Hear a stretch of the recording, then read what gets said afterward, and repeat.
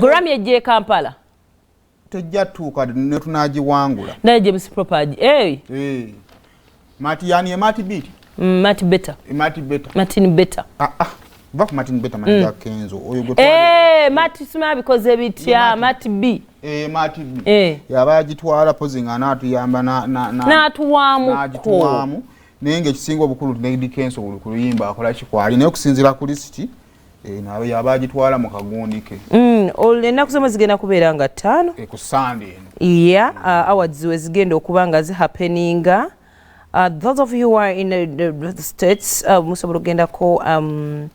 mu crypto.com arena mu Los Angeles mu state baleke wesibirako babwerere bayina ebizibu byabwe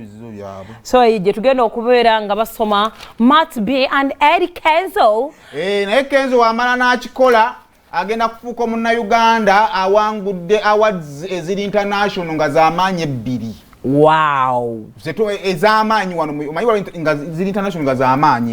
naye nga ne wano mu Africa z'amaanyi nga ziri recognized BET award y'amaanyi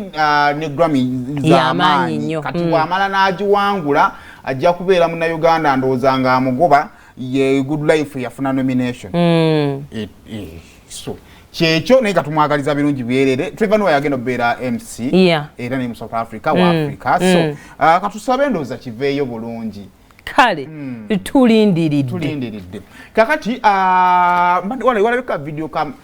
twaliwo twajja ntwalaga engagement ya Lwasa olw'ekibozi ebibadde bye tutaalaga